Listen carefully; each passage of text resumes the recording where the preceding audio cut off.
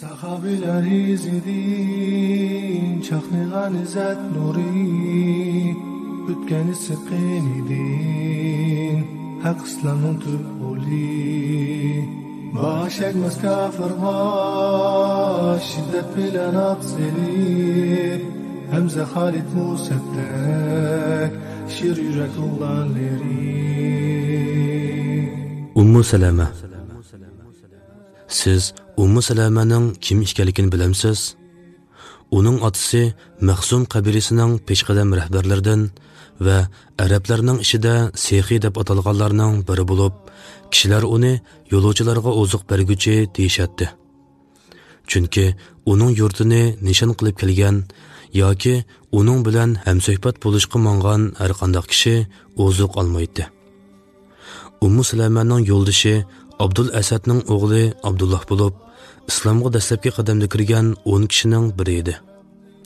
Uningdan burun Abu Bakr va barmoq bilan sanog'idakla bir qancha kishi islomga kirgan edi.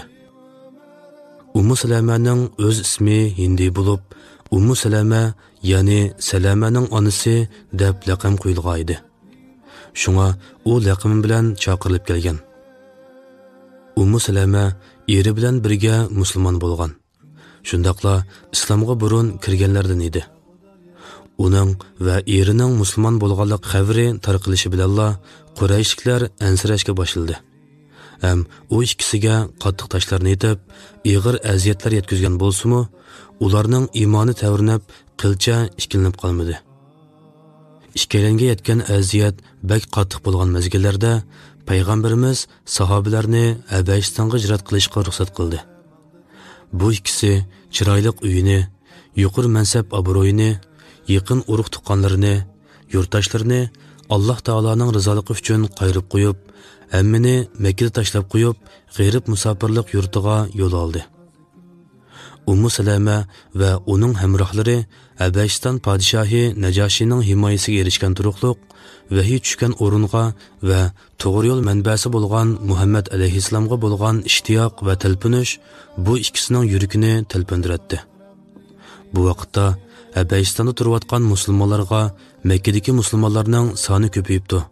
Hamza ibn Abdul Muttalib bilan Umar ibn Xattobning musulmon bo'lganligi musulmonlarning kuchini oshirib, Qurayshlarning musulmonlarga bo'lgan aziyatini yengiltibdi degan xabarlar yetib borg'il turdi.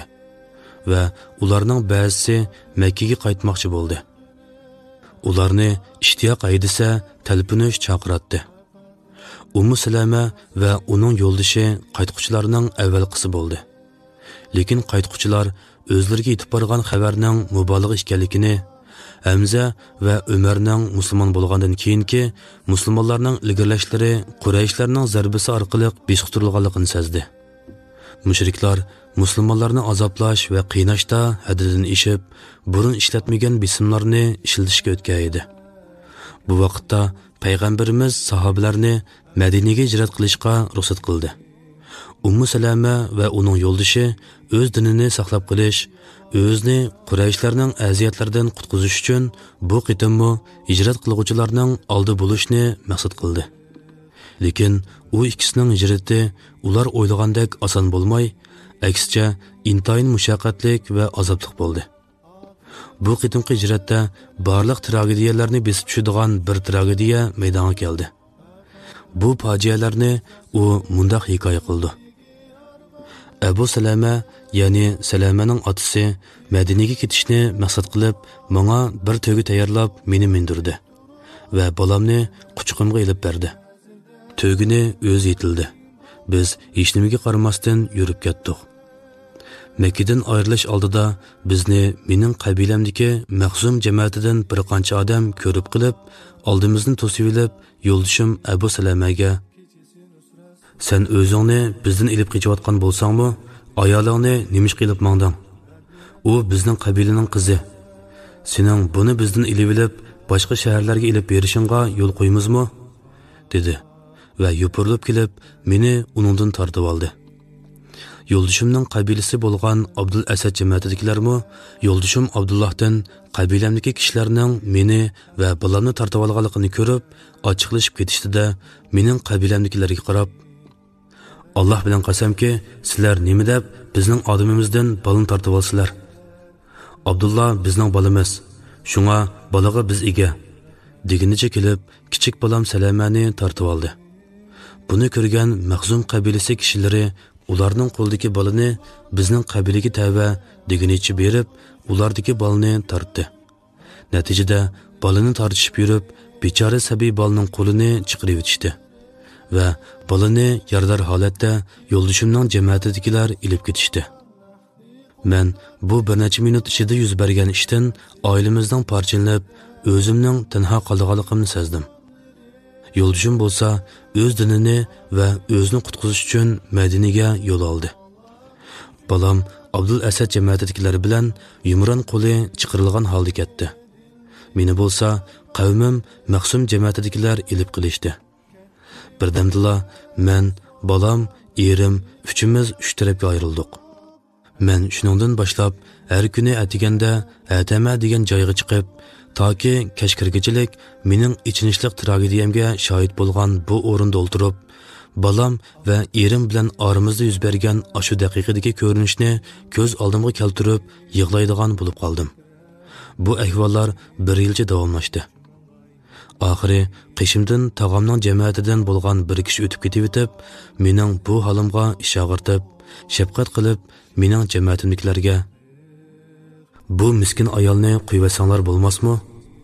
Sizlar uni bolasidan, erdan ayirib o'tibsizlar, deb jamoatimdagi kishilarning dilini yumshtib, ularning mehribonligini qo'zg'ashga urindi. Oxiri ular menga "Xohlasang eringga qo'shilib ol" deyishdi. Lekin men yurak param bo'lgan bolamni Makkadagi Abdul Asad jamoatidagilarning qishida qoldirib, Madinadagi erimning yiniga qandoqmi ketalaydim? Men hijrat yurtiga ketib, kichik bolam bo'lsa Makkada qolsa, men uning xabarini bilmay, ko'rmay, ko'z yoshlarim qandoqmi qurisin? Asirtim qandoqmi besilsin? Bir turkum kishilar mening g'amga petib, hasratlanayotganligimni ko'rib, mening bu holimga ich og'irtib, Abdul Asad jamoatidagilarga men to'g'riliq gap qilib, menga ish og'irtishni talab qilishdi. Ular shu an bolamni menga qaytarib berishdi. Men birga yo'lga chiqadigan biror ishonchlik odamni topqucha Makkada kutib turishni xohlamadim. Men kutilmaganda biror chatoq chiqib, erim bilan uchrasholmasligimdan ansirab, tezlikda to'yga tayyorlab, bolamni quchqimga ilib, erimni va dinimni deb Madina tarafga yo'l oldim.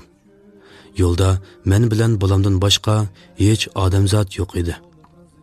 Men Tanimga yetib borgan chog'imda Osmon ibn Talhaga uchrab qoldim.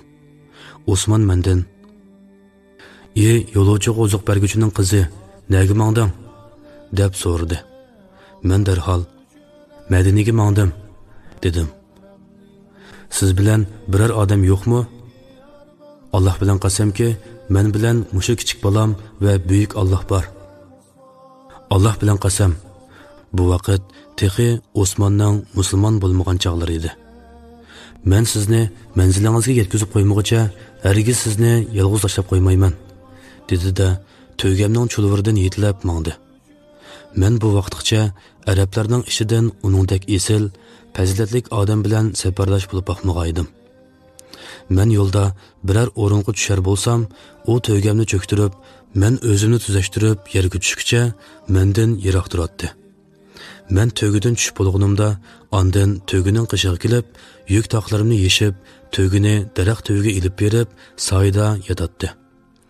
Mani qanchaq bo'lsa, u to'gamni tayyorlab, qishimga kelib berib, mendan yiroq turib, meni minishga undaydi.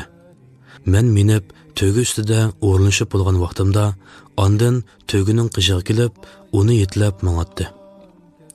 U har kuni degudak mushunda qilib, toki biz Madinaga yetib kelguncha davom qildi.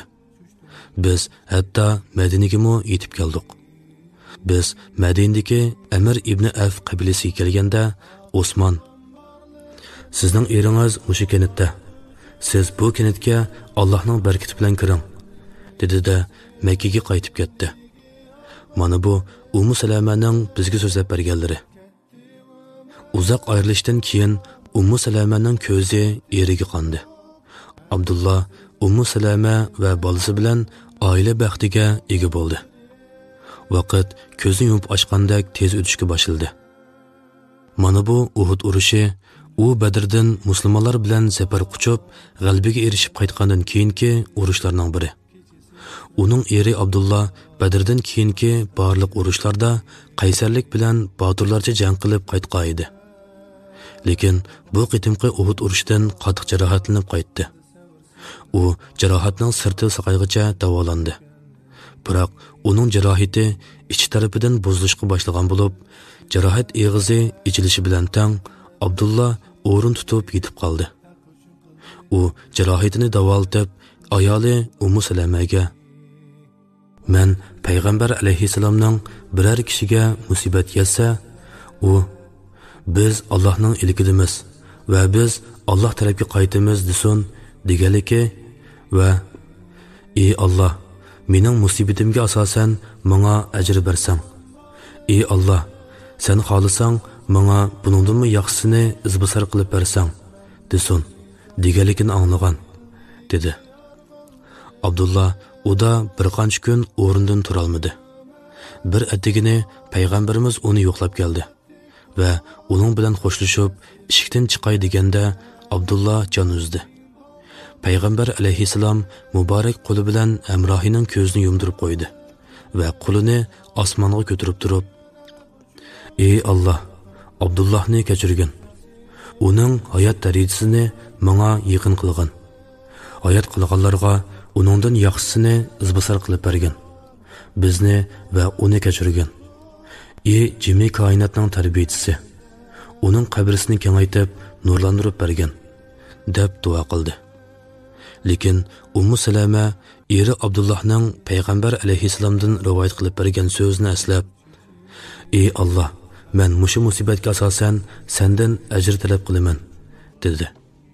Lekin "Ey Alloh, menga uningdan yaxshisini izbosar qilib bersang" degan so'zni qilishga tili bormadi. Afsus, bu ayol uchun o'z eridan yaxshi kimi bo'lsin, lekin u o'ylanib turmayla duosini tamomladi. Musulmonlar bu musibatga qattiq qayg'urishdi. Ular bundan burun hech kimning musibatiga bunchalik qayg'urmagan edi. Ummu Salamaga arablarning tul ayoli deb nom berdi. Bu vaqtda Ummu Salamaning Madinada texi qanot quyruqi to'liq yetilmagan kichik qush kabi sabiy bolasidan boshqa urug' tuqqanlari qolmagan edi. Muhojir va ansariylar o'z zimmisida Ummu Salamaning haqqi borligini his qilishdi va uning eriga tutgan qorliq iditi tugishi bilanla Abu Bakr Siddiq radhiyallohu anhu Ummu Salamaga xaridor bo'lib keldi. U bu talabga ma'qul demadi. Ondan Umar keldi.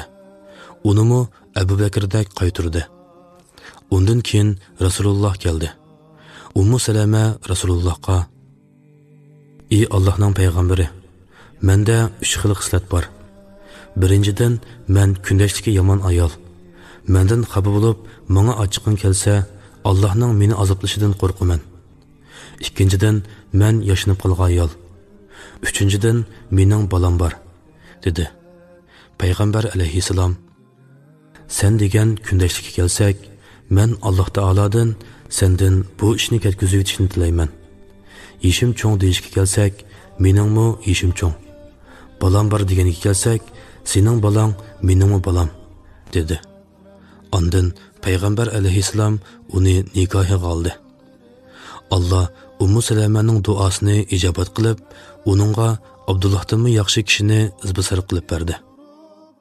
Mana bugundan boshlab Mahzum qabilasidan bo'lgan Hindi yolg'izla Salamaning onasi bo'lmasdan balki butkul mu'minlarning onasi bo'lib qoldi. Uning islom tarixida mashhur bo'lib qolgan yana bir qissasi bo'lib, bu voqea mundoq bo'lgan edi. Qurayshliklar Hijrining 7-yili Makkaga umr qilish uchun borgan Muhammad alayhisalom va uning sahobalarini to'sib, payg'ambar alayhisalom bilan sahobalarga ruxsat qilishni kelarki yilga bekitish haqida Hudaybiya sulhi deb atalgan sulhni imzolashdi. Sulhidan keyin payg'ambar alayhisalom sahobalarga: "O'rninglardan turib qurbonlik qilinglar. Ondan chechanlarni tushiringlar" dedi. Allohning nomi bilan qasamki, sahobalardan birmi odam o'rnidan turmadi. Hatto payg'ambar alayhissalom u so'zni 3 qitim takrorlasimi, ulardan yanilla hech kim o'rnidan turmagandan keyin payg'ambar alayhissalom Ummu Salama radhiyallohu anhaning qishig'iga kirib, uningga odamlarning buyrug'iga bo'ysunmaganligini so'zlab berdi. Ummu Salama radhiyallohu anha uningga: "Ey Allohning payg'ambari, sen mundaq qilishni xohlamsan? Sen sirtqa chiqib, ondan hech kimga bir og'izm gap qilmasdan qurbonliqingni bo'g'izla. Satarashni chaqirib, chechingni oldir", dedi. Payg'ambar alayhissalom sirtqa chiqdi.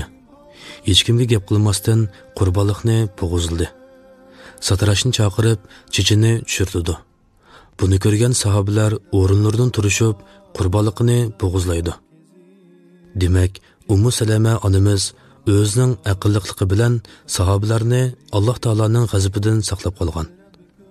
Alloh jannatda Ummu Salamaning yuzini nurlantirib versin. Alloh uningdan rozi bo'lsin va unimi rozi qilsin. Amin. Xabbob ibn Ard. U qiziqib musulmon bo'lgan, bo'ysunib hijrat qilgan, mujohid bo'lib yashagan kishidir. Ali ibn Abu Talib. Xuzai qabilasidan bo'lgan Ummu Ammar Makkadagi qul bozorga mangdi. U o'z xizmatiga silib manfaatlanish, qo'l hunari bilan foydaga erishish uchun o'ziga bir qul setib olmoqchi bo'lgan edi. U setilishga chiqarilib qo'yilgan qullarning yuziga sapsilib qarashga boshildi. Uning ko'zi texi balog'atga yetmagan bir kichik bolaga tushdi. U bola nihoyatda sog'lom ko'rinadi. Ko'zlaridan bo'lsa, uning chechanligi bilinib turadi. U bolani setilib ilib mangdi. U yo'lda ketayotgach, bu bola bilan tuvandikidek so'zlashib mangdi. "Ey bola, isming nima?" "Xabbob." "Otaning ismi-chi?" "Otamning ismi Ard." "Sen qayerlik?" "Najdidin." "Undaqda sen arabkansan-ku?" "Shundoq, men Bani Tamim qabilasidan." "Sen qandoq bo'lib Makkadagi qul bidiklarning quliga tushib qolding?" "Bizning qabilamizga arab qabilalaridan bir qabila hujum qilib, to'ygilarni haydab ketdi. Ayollarni asirga oldi. Kichik bolalarni qulluq tutib oldi. Menmo shu bolalarning qatorida edim. Men qo'ldan qo'lga o'tib Makkaga kelib, sizning qulingizga tushdim", dedi. Ummu Ammar bolani qilich yasashni o'rganish uchun Makkadagi tumirchilardan biriga shogirdlik berdi. U qilich yasashni nihoyatda oson o'rganib oldi va qilishni nihoyatda yaxshi yasalaydigan bo'ldi. Xabbob bu hunarni puxta egallab bo'lganda, Ummu Ammar uningga bir do'konni ijaraga berib, do'konga kerakli saymonlarni ilib berdi va Xabbobning o'dini bilan manfaatga erishishga boshladi. Xabbob do'konni ichib uzun o'tmayla kishilar uning vafodor, rostchil ekanligiga va yasagan qilishlarining yaxshiligiga qarab, bas-bas bilan setib olishga boshladi. Chunki Xabbobning yeshi kichik bo'lsa-mu, lekin u cho'nglarga xos hikmatli sifatlarga ega bir bola edi. U hunardan bekor bo'lsa, butunlay buzuqchilikqa cho'kib ketgan bu nodon jamiyatning ichinarlik ahvoli ustida fikr yurgizatdi va o'zining shuning qurboni bo'lib ketayotgan bu ozg'unliq, cheriklik ichidagi arab dunyosiga, uningdagi qilayimqonchilikqa qarab gangirab qoladi va ba'zida o'z-o'ziga bu zulmatli kunlarimi oxirlashidi deb qo'yadi. U qorong'ulikning yo'qolib, quyoshning parlab chiqishini, u xildagi hayotning uzunga davomlashishini bek umid qiladi. Xabbobning kutishi uzunga bormadi.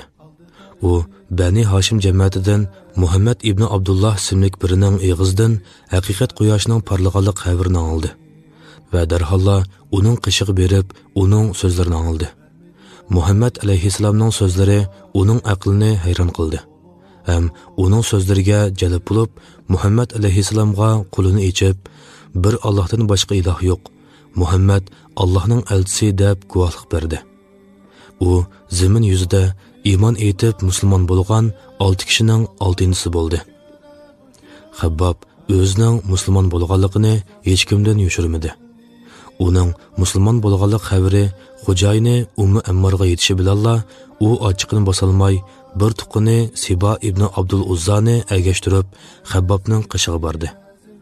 U ikkalanga Xuza'a qabilasining yoshlardan bir turkumi agish olgan edi. Bu chaqda Xabbob do'konda xotirjam holda o'z ishini berilib ishlayotgan edi. Siba uning oldiga berib uningga: "Bizga sen to'g'riliq bir xabar yetdi, biroq biz uningga ishonmadik", dedi. Xabbob: "Nima ish?" deb so'radi. "Sening o'z diningdan yinib, Bani Hashim jamiyatidagi yiliqi kishiga agashganlik xabaring." "Men dinimdan yanmadim. Men sherik yo'q bir Allohga ishondim va sizlarning butlaringlardan qo'l uzdim.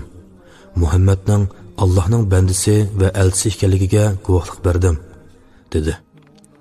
Siba va uning hamrohlari Xabbobning so'zini anglash bilan tangla yuburilib kelib, uni urib tashlashga boshladi.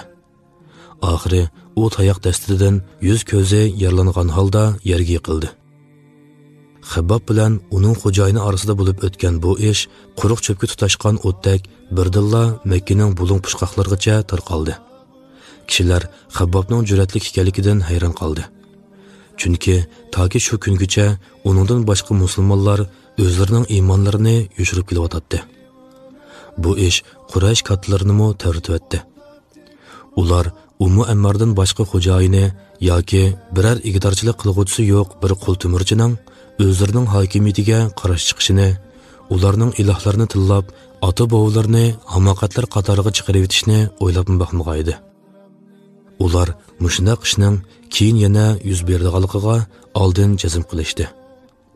Qurayshlar xato mo'ljallanmagan edi. Xabbobning jasorati Muhammad alayhissalomning sahobalarining ko'p sondagilarini o'zlarining iymonlarini oshkorlashga rag'batlantirdi. Natijada ularmu iymon etganlarini bir-birlab oshkorlashga boshladi. Quraysh kattaboshlari Ka'baning oldiga yig'ilishdi. Ularning ichida ularning raislaridan Abu Sufyan ibn Harb, Valid ibn Mughira, Abu Jahil ibn Hisham qatorliqlar bor edi. Ular Muhammadning ahvoli to'g'risida muzokara elib berib, uning ishlarining kundan kunga cho'ngayotganligini ko'rdi. Ular ishning texmo yo'g'nab ketishdan ilgari uni yig'ishtirishning choralarini o'ylab tepib, oxirida har bir qabila o'z qabilasidan iymon etganlarni toki dinidan yongan yoki o'lganga qadar jazolash qarorini chiqardi. Siba va uning qavmidagilarga Xabbobni jazolash vazifasi yuklangan bo'lib, ular kunning harorati toza qizigan vaqtda Xabbobni Makkaning qumliqiga ilib chiqib, kiyimlarini soldirib, temir chapan kiydirib, suvmi bermay azoblaydi. U qattiq qiynalotganda ular Xabbobdan: "Muhammad to'g'risida nima deysan?" deb so'raydi. Xabbob: "Allohning bandisi va payg'ambari. U bizning qorong'ulikdan yorug'likka chiqishimiz uchun to'g'ri haq bilan kelgan", deydi. Ular uni bir hazo azoblab yana: "Lot va Uzza haqida nima deysan?" deb so'raydi. Xabbob: "U ikkisi yo manfaat, yo bir zarar berilmaydigan gaskachidir", deydi. Ular qizitilgan toshni aykaltirib, u toshlarni Xabbobning ustiga chaplab tashlab qo'yadi. Xabbobning qo'rg'ilarining maylari pijildab eqib tushadi. Ummu Ammarning Xabbobga solgan azobi bir tuqini Sibonikidan qilishmaydi. Bir kuni Muhammad alayhissalomning o'tib ketayotgach Xabbobga gap qilayotganligini ko'rib qilib, judini tutdi-da, Xabbobning beshiga qizitilgan to'mirni yoqdi. U kunda degudek Xabbobning qishig'iga kelib, qizitilgan to'mirni uning beshiga yoqatdi. Har qitim yoqqanda beshidan tutun chiqib ketadi va u hushidan ketadi. Xabbob Ummu Ammar bilan uning qarinishi Siboga Allohdan jazo tilaydi. Payg'ambar alayhissalom sahobalarni Madinaga hijrat qilishga buyurganda, Xabbobmi mangmoq uchun tayyorlandi. Lekin u texi Makkadan ayrilmayla Alloh uning duosini ijobat qildi. Ummu Ammarga shunday g'alati bir bosh og'riqi chaplashdiki, og'riq azobidan u itga o'xshash ingraydi. Bundaq kasalni ham hech kimmi anglab boqmagan edi. Uning bolalari har tarafdan tevib izlashdi. Oxiri ularga bu kasalga beshin dog'lashdan boshqa chora yo'qligini aytishdi. Shuning bilan bolalari to'mirni qizitib, uning beshini dog'lashga boshladi. Dog'lagandagi kuyuk azobining qattiqligidan u bosh og'riqidan sal arom topgandek bo'ladi. Xabbob Ansariylarning himoyasida uzundan beri mahrum bo'lgan rohatning lazzatini qayta sezdi. Payg'ambar alayhissalom bilan birga yashash hayotidan xursand bo'ldi. U Badr urushiga qatnashib, Payg'ambar alayhissalomning bayrog'i ostida jang qildi. Ondan keyin Uhud urushiga qatnashdi. U urushda Siboning Allohning yo'luvchisi Hamza ibn Abdul Muttalibning qo'li bilan o'ldirilganligini ko'rib, nihoyatda xushal bo'ldi. Xabbob nihoyatda uzun umr ko'rgan bo'lib, u Payg'ambar alayhissalomning xalifalarining hammasining, ya'ni Abu Bakr, Umar, Osmon va Ali radhiyallohu anhumlarning zamonasiga yashadi. Umar radhiyallohu anhuning xalifalik davrida bir kuni Umarning qishig'i kirdi. Umar uni hurmatlab, o'z yindiki to'ridan o'rin berdi va bu o'ringa Bilaldan qolsa seni loyiq bo'lalaysan, dedi. Ondan keyin Xabbobdan ayni chog'da mushriklarning uningga solgan kulfatlari to'g'risida so'radi. Xabbob ularni tilga ilishdan xijil bo'lganda, Umar qayta iltimos qilib ching turib oldi. Xabbob kiyimlarini soldi. Umar uning badindagi totiq izlarini ko'rib cho'chib ketdi va uningdan "Bu ishlar qandoq bo'lgan?" deb so'radi. Xabbob: "Mushriklar meni jazolash uchun o'tqilab cho'g' tushirdi. Ondan mening kiyimlarimni soldirib, meni cho'g' ustida so'raydi. Hatto mening tinimdan go'sht moylarim ajrab tushadi. Mening badanimdan tushgan sular bilan o't o'chib qoladi", dedi. Xabbob hayotining oxirgi mazgillarida nomrodlikdan qutulib boy bo'ldi. U o'zini o'ylab baxmagan darajada ko'p oltin kumushga erishdi. Lekin u mollarni hech kim o'ylab baxmagan yo'llarga shiltatdi. U dinar dirhamlarni peqirlar bildigan yerga qo'yib, uningga qulib solmaydi. Hojatmanlar uning uyiga kelib, xohlagancha ilib ketadi. U mollarni shundoq sarf qilib turibmi, mushu mollardan hisob berilmay qilishidan va bu sabab bilan azoblanib qilishdan ansiraydi. Sahobalardan bir turkum kishilar mundaq deydi: "Biz Xabbob og'rib yetib qolganda uning uyiga keldik. U bizga: bu yerda 80 ming dirham bor. Alloh bilan qasamki, men uni tutib qilib baxmadim. Ham so'rag'anlardanmi yushirmadim", degunicha yig'lab ketdi. Biz uningdan "Nemishqa yig'laysan?" desak, "Men yig'layman. Chunki mening do'stlarim ketib qoldi. Ular bu dunyodagi ajrlardan hech nimaga erisha olmadi. Men bo'lsam hayot qoldim va mo'nu mollarga erishdim. Men bu mollarni amallarimning savobi bo'lib qilishdan ansirayman", dedi. Xabbob vafot bo'lganda, xalifa Ali ibn Abu Talib Xabbobning qabrisi oldida: "Alloh Xabbobga rahmat qilsin. U qiziqib musulmon bo'lgan, bo'ysunib hijrat qilgan, jihad qilib yashagan edi. Alloh yaxshi qilgan kishilarning ajrini bekor qilib o'tmaydi", degan edi. Allah uchun faqat Rabbning rizasi dildagi armonlari. Ketdi Umar Osmon nahdi qo'g'dab tek turib, Anas ibn Nazirda ummatning polvonlari.